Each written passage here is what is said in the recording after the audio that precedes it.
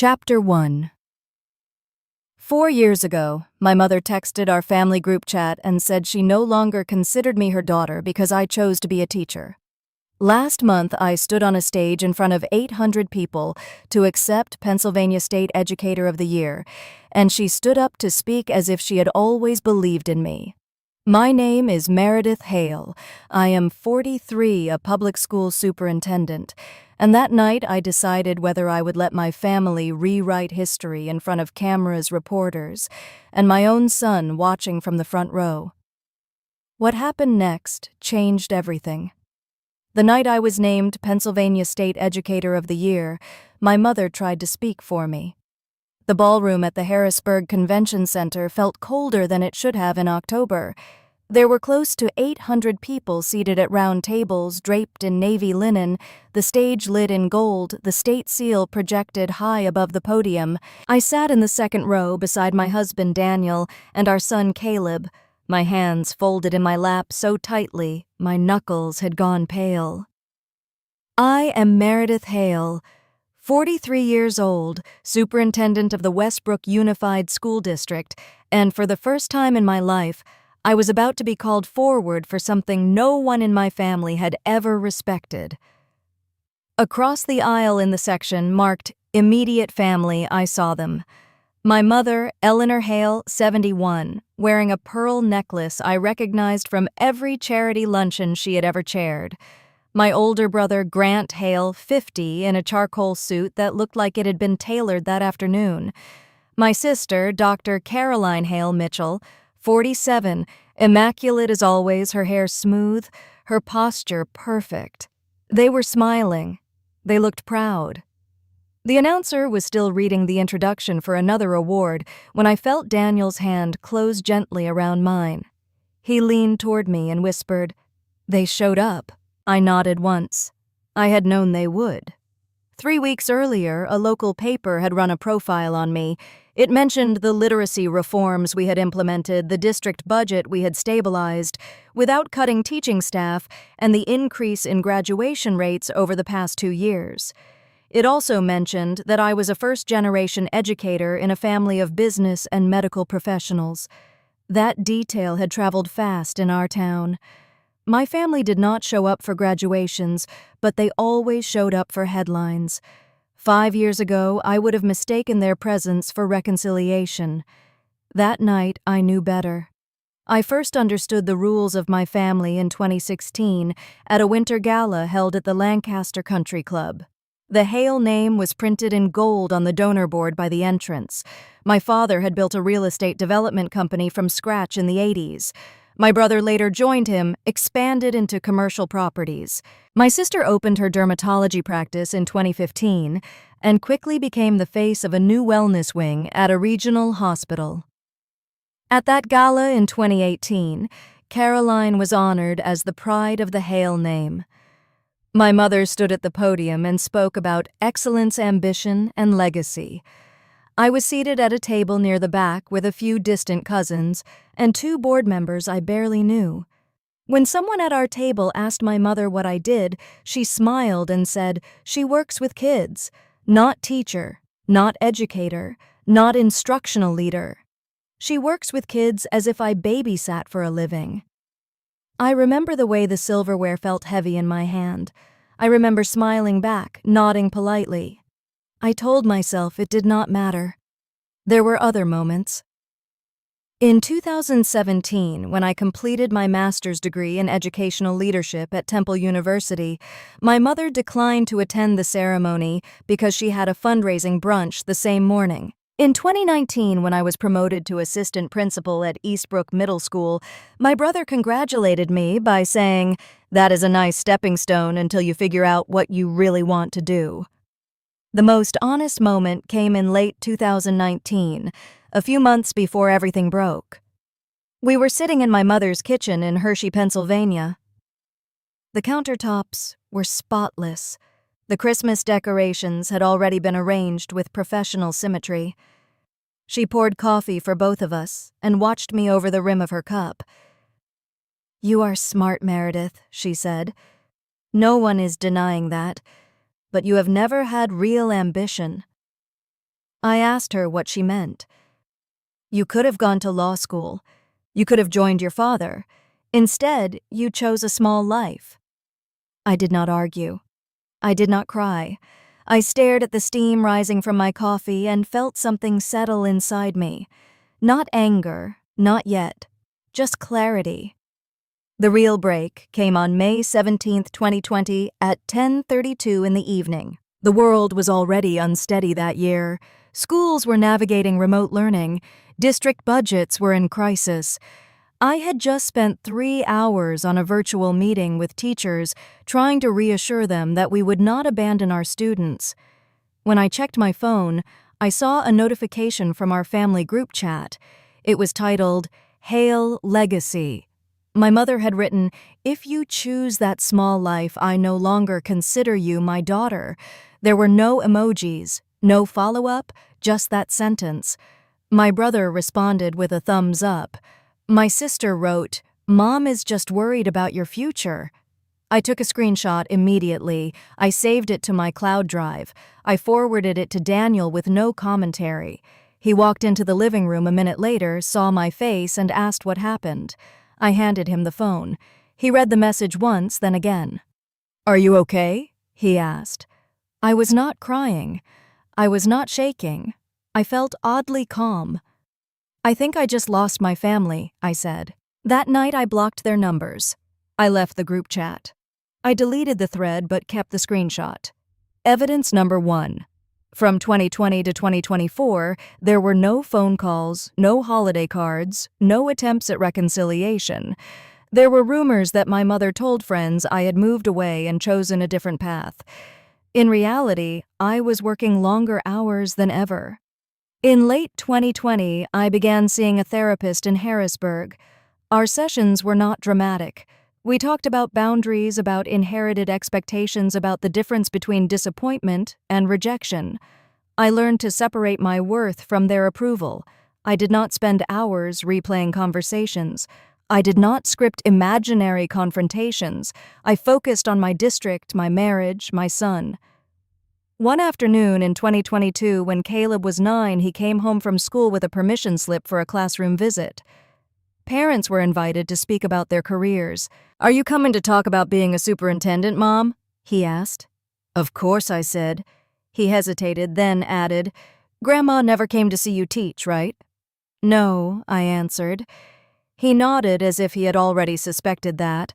There was no drama in his reaction, just quiet understanding. That simple exchange did more to clarify my priorities than any therapy session. Back in the ballroom in Harrisburg, the announcer cleared his throat. "And now, the 2024 Pennsylvania State Educator of the Year is Meredith Hale." The room erupted in applause. Daniel squeezed my hand. Caleb's eyes widened with pride. Across the aisle, my mother rose to her feet with everyone else. Her smile composed, her posture regal. My brother clapped, measured and polite. My sister beamed as if she had always believed in me. I stood, smoothed the front of my dress, and walked toward the stage. The distance between my seat and that podium felt longer than any road I had traveled in the past 5 years. I was not walking toward approval. I was walking toward something I had built without it. As I climbed the steps and accepted the plaque from the Secretary of Education, I caught a glimpse of my mother shifting in her seat, leaning slightly forward as if preparing to rise again. Tension settled in my chest, steady and clear. The debt had been created years ago. I knew even before I reached the microphone that tonight it would come due. Chapter 2. Long before that ballroom and the polished plaque waiting on the podium, my life had been built in quieter rooms. I started teaching in 2009 at a public middle school in Bucks County, Pennsylvania. I was 27, fresh out of graduate school, carrying a canvas tote filled with lesson plans and more optimism than experience. My classroom smelled like dry erase markers and cafeteria pizza, and I loved it. My family did not. At Sunday dinners, my brother Nathan would ask how my little classroom was doing, and my sister Lauren would talk about surgical residencies and research conferences. My father would turn the conversation toward zoning permits and commercial leases. When it circled back to me, it was always framed as something temporary.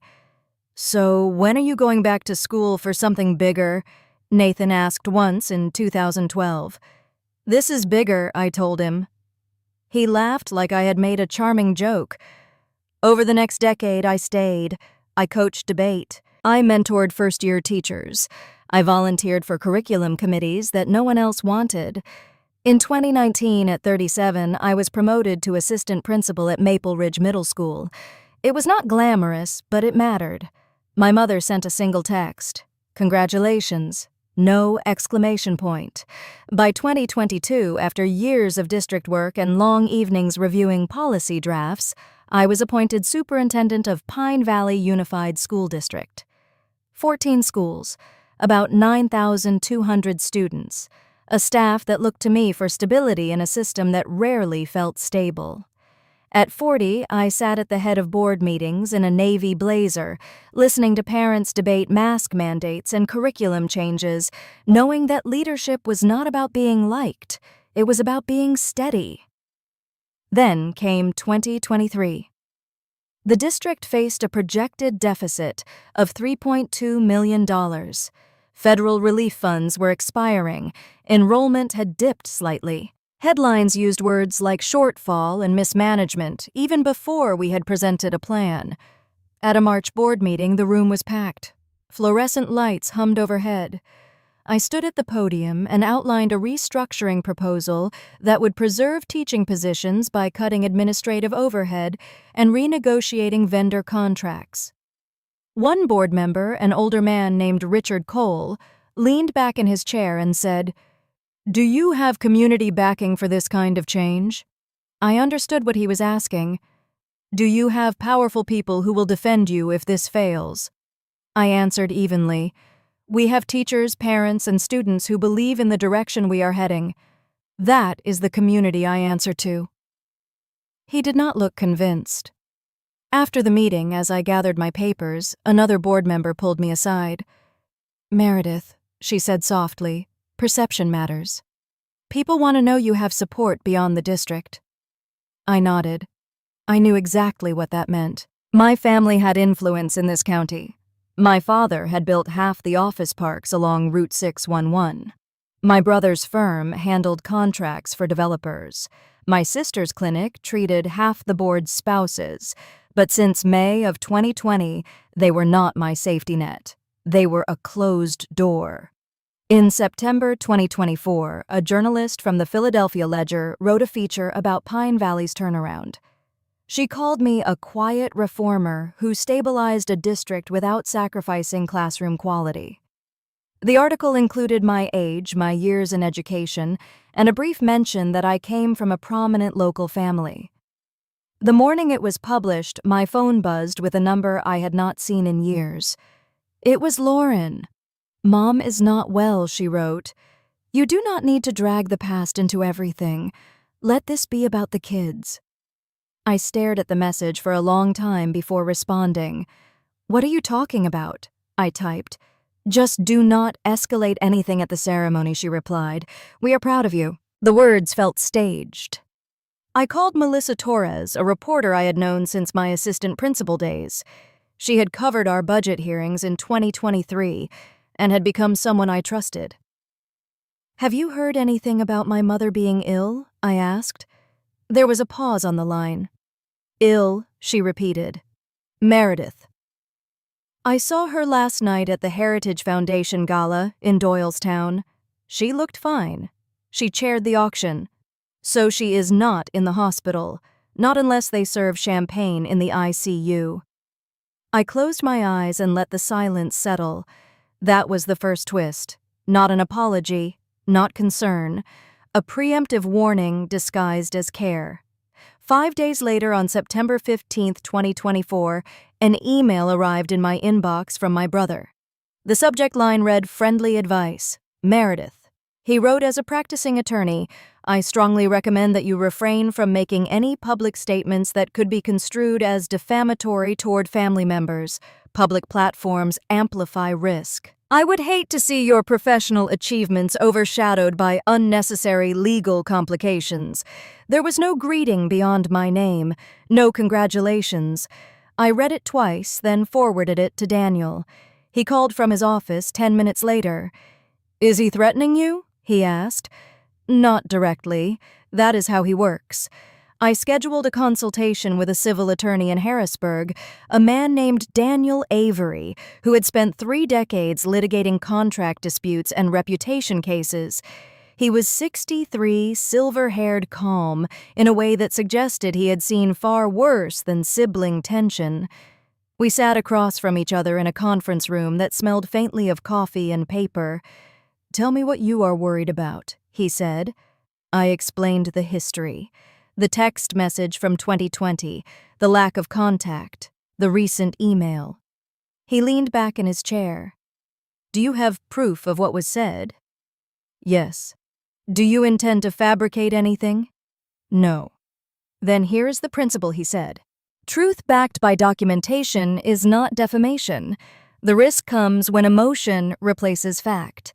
So if I speak carefully, if you speak to your experience and you have evidence, you are within your rights."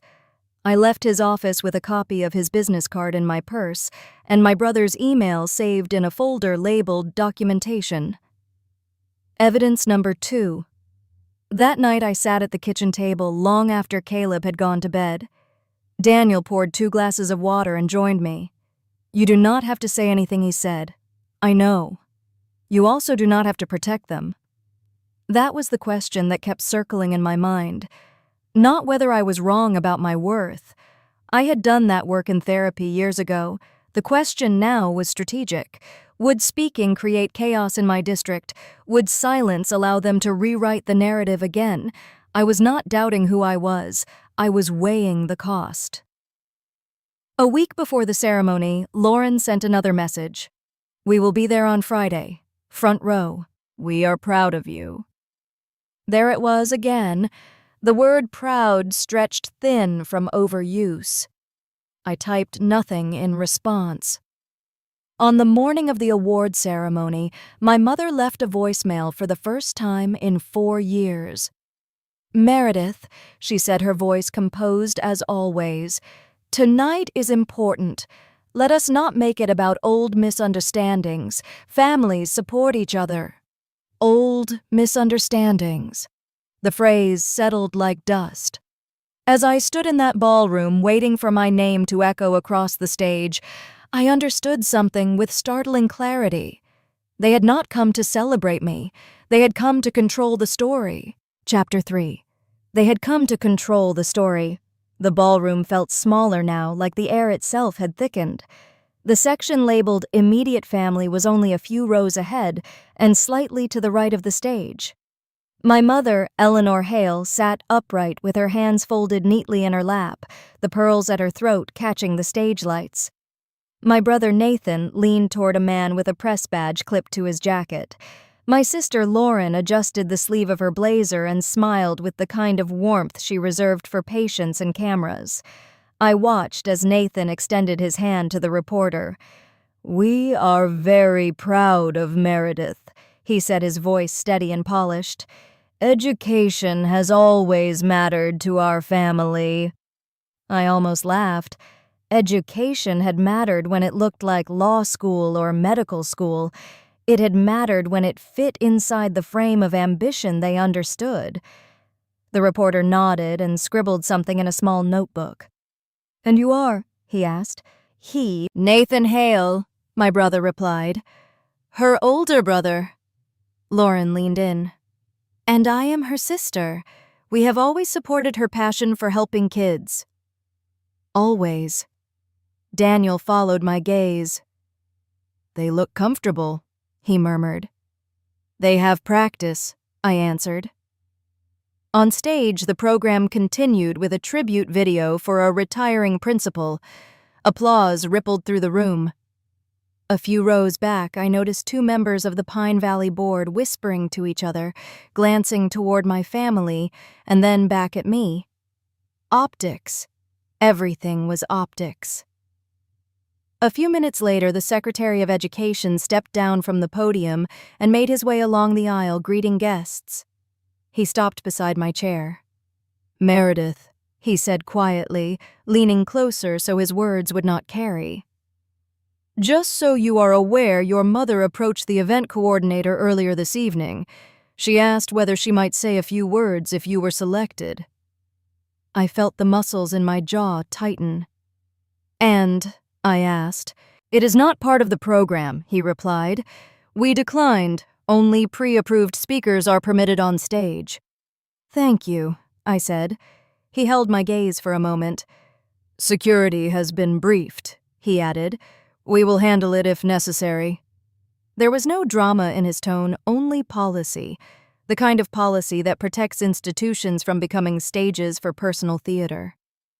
Daniel exhaled softly beside me. "So she planned something," he said under his breath.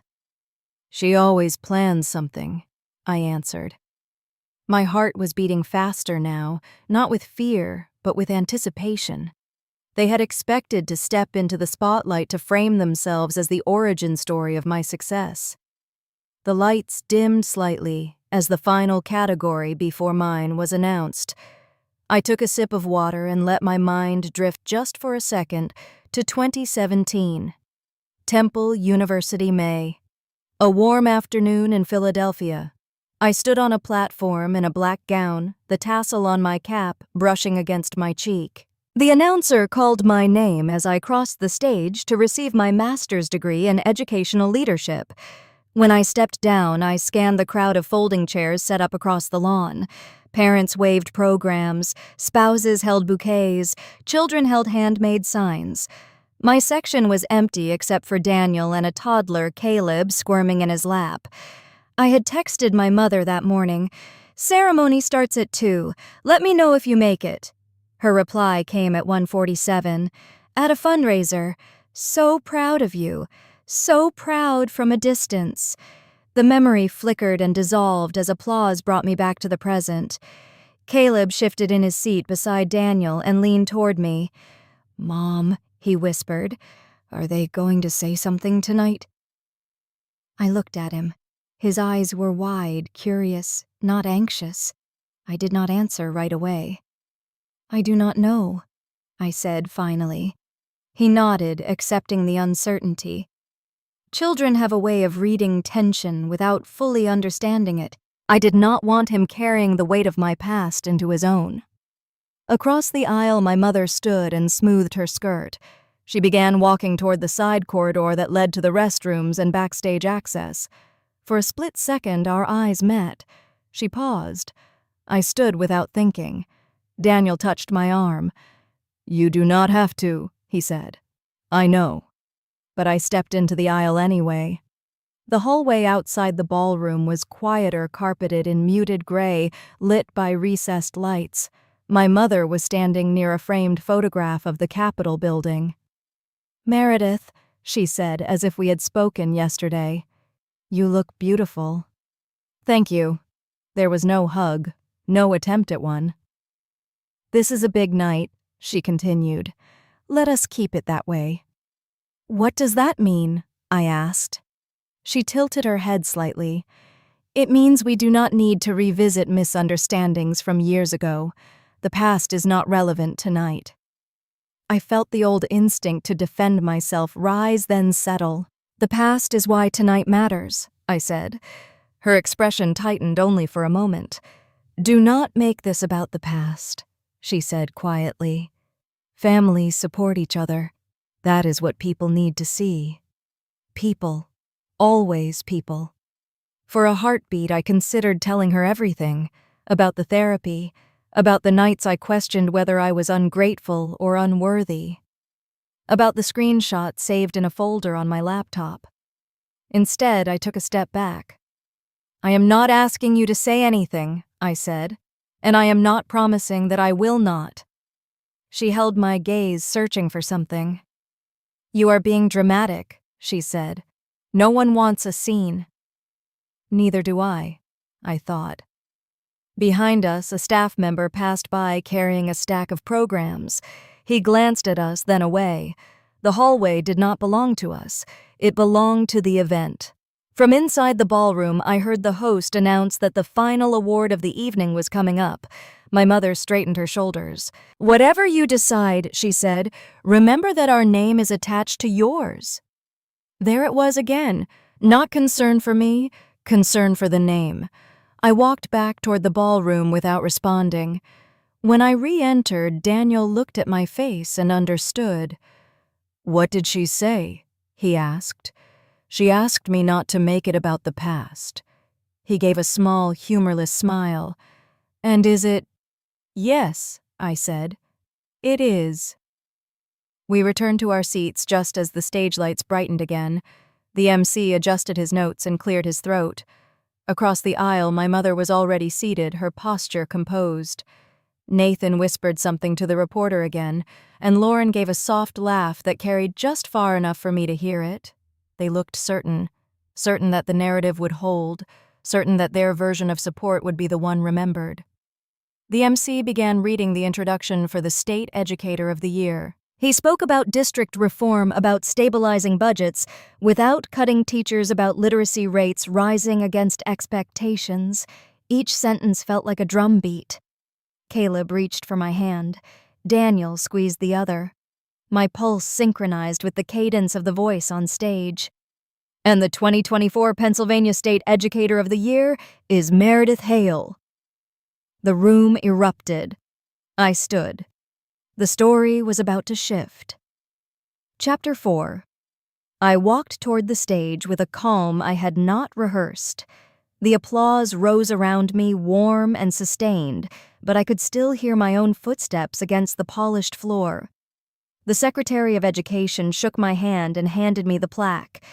The weight of it surprised me. Solid, real. I turned toward the microphone. The lights were brighter from up there. The audience blurred into a soft sea of faces. Except for one section I could see clearly. My husband Daniel sat upright, steady, his eyes fixed on me. Our son Caleb leaned forward in his seat, hands clasped together.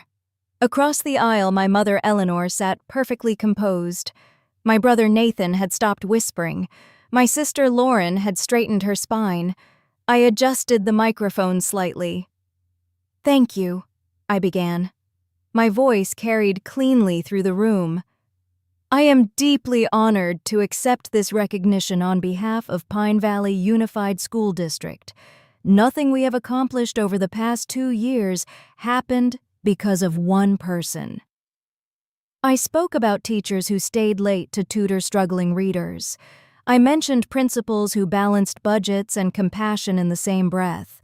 I thanked the custodial staff who kept buildings open through snowstorms and staff shortages. "This work belongs to them," I said. "Leadership in education is not about visibility. It is about responsibility." I paused and glanced down at Daniel. "I also want to thank my husband," I continued. "Daniel has stood beside me through every late night, every tense board meeting, every decision that felt heavier than it should have. He has never once asked me to be smaller so others could feel comfortable." Daniel smiled, but his eyes were bright. "And to my son, Caleb," I said, my voice softening slightly, "you remind me every day why this work matters. You remind me that courage is learned by watching, not by listening." Caleb sat up straighter. I did not look toward the immediate family section. I did not mention my parents. I did not say the word legacy. The applause that followed was warm, but not explosive, respectful. Then I saw movement. Out of the corner of my eye, my mother rose from her seat. At first, I thought she was simply adjusting herself. Then she stepped into the aisle. The room quieted instinctively, the way rooms do when something unscripted begins to unfold. She moved toward the side stairs leading up to the stage. A staff member in a navy blazer stepped into her path. "I would just like to say a few words," my mother said, her tone pleasant but firm. "I am sorry, ma'am," the staff member replied. "Only approved speakers are permitted on stage." "I am her mother," Eleanor said. This is a family moment. From where I stood, I could hear her clearly. The staff member kept his voice even. I understand. The program does not allow additional remarks. She glanced up at me. Meredith, she called out, projecting just enough to reach the front rows. May I? It was subtle. Not a shout. An invitation. An opening. The Secretary of Education shifted slightly beside me. I sensed the tension ripple outward, not dramatic, just alert. I stepped closer to the microphone. It is not part of the program, I said evenly. The room held its breath. My mother did not move closer. She did not touch the stairs.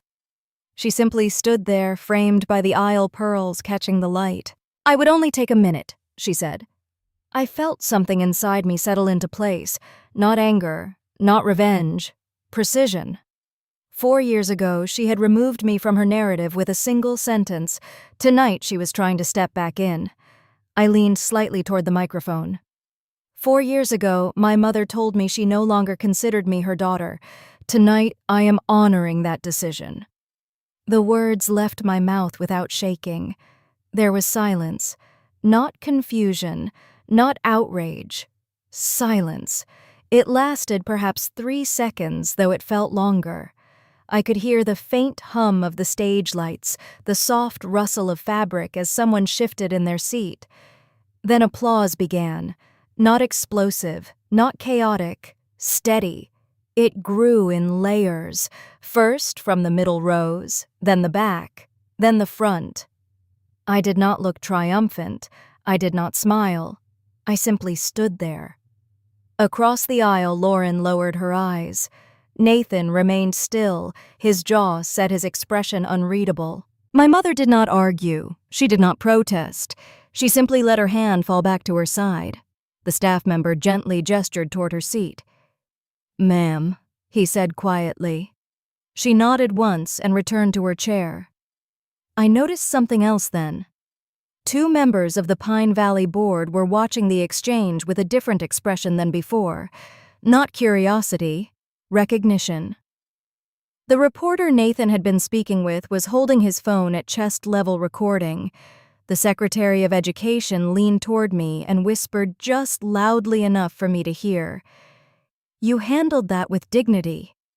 I inclined my head slightly and turned back to the audience. Education, I continued, my voice steady again, is about standing firm in truth, even when it would be easier to stay silent. Our students deserve adults who model integrity. There were no more interruptions. I concluded by thanking the state for investing in public schools and reaffirming my commitment to Pine Valley. The applause at the end felt different. It was not just for an award, it was for clarity. When I stepped away from the microphone, the Secretary of Education shook my hand again. Congratulations, he said. Daniel met me at the base of the stage steps. Caleb wrapped his arms around my waist. You were brave, he whispered. I bent down slightly so we were eye level. No, I said softly. I was honest. Behind us, I sensed movement as guests began to stand and mingle. The program had officially ended. I did not look immediately toward my mother. Instead, I focused on Daniel's hand in mine and the plaque I held against my chest. After a moment, I did glance across the aisle. Nathan was speaking quietly to Lauren. She kept her gaze down, her earlier confidence gone. My mother sat upright, staring straight ahead, her face composed but paler than before. No scene, no shouting, no security escort, just a boundary stated plainly. As we stepped off the stage and moved toward the reception area, I felt lighter than I had in years. Not because I had won something, but because I had not surrendered the narrative. The story had shifted, and it had done so without spectacle. I did not know what the consequences would be yet, but I knew I had said exactly what needed to be said. Chapter 5. The consequences did not arrive with fireworks or scandal. They arrived quietly in notifications and phone calls and conversations that carried a different tone than before. By the time we drove back to Pine Valley that night, my phone had already begun to vibrate in my purse. Text messages from teachers, emails from parents, a short message from the Secretary of Education thanking me again for my leadership. I did not open social media until the next morning. Someone in the audience had recorded the exchange. Not the entire ceremony, just the moment, the sentence, the silence, the applause. Within 48 hours, the clip had circulated through education networks across North Carolina. By the end of the second week, it had been viewed more than 850,000 times within professional groups, teacher forums, and local news pages. The reactions were not unanimous. Some comments read, "That is how you set boundaries." Others wrote, "Family matters should stay private." One retired principal posted, "Dignity under pressure. That is leadership." Another commenter replied, "She embarrassed her own mother." I read a handful of them, then closed the app. At the next Pine Valley board meeting, the atmosphere felt different, not hostile, watchful. Richard Cole, who had once asked about community backing, nodded to me before the session began. "You handled yourself well," he said quietly. I thanked him and took my seat. The real shift, however, happened beyond the district. In November 2024, Lakewood Women's Heritage Council released a brief statement announcing that Eleanor Hale would be stepping down from her advisory position effective immediately. The language was polite. It cited a desire to focus on personal matters. Melissa called me that afternoon. "Your mother resigned," she said. "Resigned or asked to?" I asked. She paused. "Let us just say the board prefers less controversy during fundraising season." I did not celebrate. I did not feel triumphant. I felt something closer to inevitability. Lauren experienced her own version of scrutiny.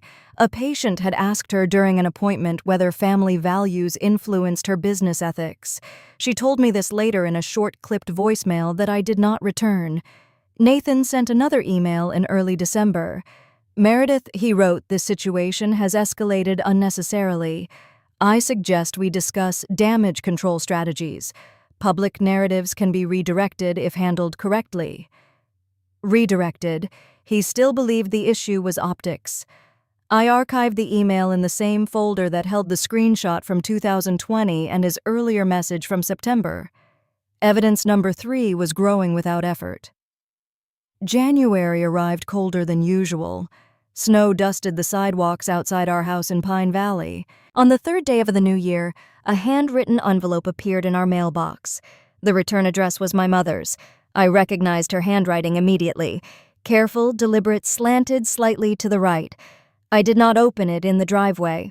I carried it inside, set it on the kitchen counter, and stared at it while the kettle boiled. Daniel walked in from the garage. From her, he asked, "Yes, you do not have to read it tonight." I nodded, but after Caleb went upstairs to finish his homework, I slid my finger under the flap. The letter was 3 pages long. She did not begin with "Dear Meredith." She wrote my full name. She admitted that she had been afraid of what people would say if her daughter chose a profession she did not understand. Afraid that I would be compared to my siblings and found smaller. Afraid that she had failed to guide me towards something more impressive. She wrote that the text message in 2020 had been written in anger and pride. She wrote that she regretted the wording. She did not ask me to forgive her. She did not blame me. She ended with a single sentence, "I did not know how to love you without measuring you." I folded the pages carefully and placed them back in the envelope. Daniel watched my face. "How do you feel?" he asked. "Tired," I said honestly. "But clear. Are you going to respond?" "Not tonight." Weeks passed. I did not reply in January. I did not reply in February. I was not punishing her. I was protecting myself. Therapy had taught me a phrase that felt especially true now. Forgiveness does not equal access. I could accept that she was human. I could even accept that she had been shaped by expectations of her own. That did not mean I owed her a seat at my table. I kept the letter in the same folder as the screenshot and the emails, not as a weapon, as a record. In the spring, Caleb came home from school flushed with excitement. "Mom," he said, dropping his backpack by the door, "we had to write about someone we think is brave." "Oh, really?" I said, smiling. "Who did you choose?" He shrugged as if it were obvious. "You." I laughed softly. "Why?" "Because you stood up for yourself," he said. "And you did not yell. You just told the truth. Children simplify what adults complicate." Later that night, after he had gone to bed, I sat at my desk and thought about legacy, not the kind printed on donor walls, the kind carried quietly forward. In October 2025, 1 year after the ceremony, Pine Valley Unified School District launched a scholarship for graduating seniors who plan to pursue degrees in education. We called it the Pine Valley Future Educators Scholarship. There was no family name attached to it, no plaques honoring donors. At the first award reception, a young woman with nervous hands accepted the certificate and said she wanted to teach because one of her middle school teachers had changed her life. I stood in the back of the room and felt something settle that had once felt fractured. My mother did eventually send another letter, shorter, less defensive. We exchanged a handful of emails over the following months, polite, cautious. I did not rejoin any group chats. I did not attend any family galas. We were not restored to what we had been. We were redefined. Some stories end with reconciliation. Mine ended with clarity. I was never erased. I was underestimated. If you have ever been measured against someone else's definition of success, if you have ever been told that your path was too small or too quiet, I want to know what you would do when given the microphone. Would you stay silent, or would you speak your truth and let the story shift?